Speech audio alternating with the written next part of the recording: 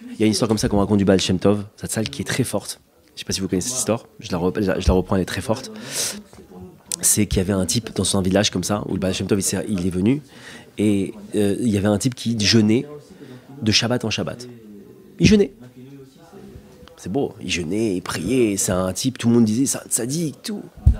Bon, on a rapporté ça au Baal Shem Tov qui était là et tout, le Baal Shem Tov, et il avait l'habitude, tous les vendredis, de se mettre sur le chemin du mikvé. Il y avait un petit sentier comme ça qui amenait au mikvé là-bas, au bain rituel.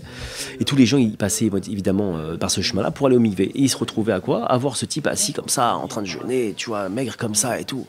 Et à chaque fois, il passait. Et en passant comme ça, il disait à l'autre, t'as vu ce tzaddik? Il mange pas, et truc, il fait vraiment... Bon. Alors, bah, Shem Tov, ils sont venus le voir, ils disent, vous avez vu ce tzaddik là?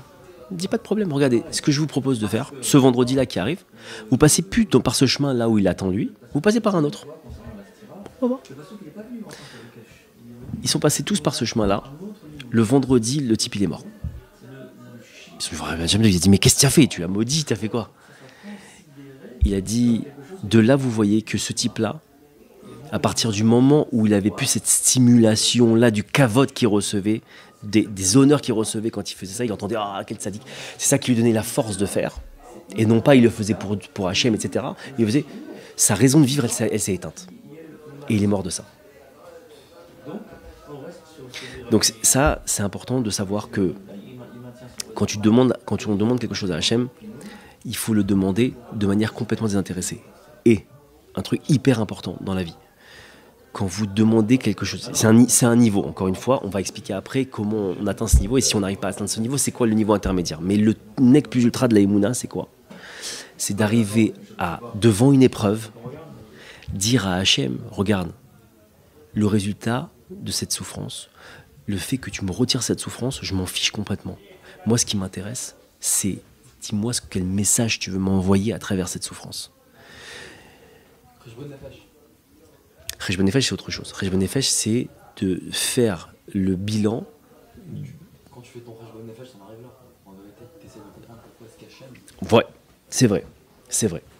Mais dans ce que tu vas demander à Hachem, si tu arrives à ce niveau-là, c'est le niveau ultime de Emouna. C'est le niveau ultime, c'est le plus haut niveau. C'est que je me fiche du résultat. Je me fiche que tu me retires. Je veux même pas que tu me la retires, cette souffrance, moi.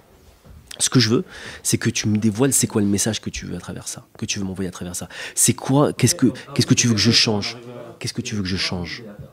Je m'en fiche que tu m'envoies. De toute façon, il faut avoir conscience d'une chose. Tout ce qui nous arrive dans la vie, ça vient d'Hachem, Nachon. Bon, et tout ce qu'il envoie, c'est pour le bien. Mais tout ce qu'il envoie aussi, ça a une raison. Bon, donc s'il y a une raison, si tu demandes à Hachem, si tu dis à Hachem, écoute, viens on fait un deal. Pardonne-moi les mots Hachem, mais c'est lâche-moi. Lâche-moi avec cette épreuve, j'en ai marre, lâche-moi. J'ai plus envie, ça m'intéresse pas. Alors d'une certaine manière, je suis en train de balayer le message qu'Hachem mis là pour que je me bonifie.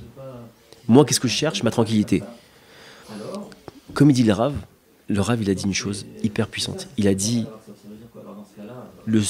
ce monde-là où on est, c'est un monde où il faut comprendre que c'est une bataille. C'est une bataille, non-stop. Il y a des gens qui veulent se reposer. Alors qu'il faut leur répondre aux gens qui veulent se reposer. À 120 ans, tu as toute l'éternité pour te reposer. Mais pendant 120 ans, bats-toi. Parce que si tu n'as pas pris conscience qu'il faut se battre pendant 120 ans, et que finalement, plus tu vas te battre, plus tu vas te bonifier, plus tu vas te rapprocher d'Hachem, plus tu vas analyser la souffrance pour chercher le message d'Hachem, et puis essayer d'esquiver la souffrance. Donc, c'est ça, acquérir la Emouna, c'est ce qu'on doit demander.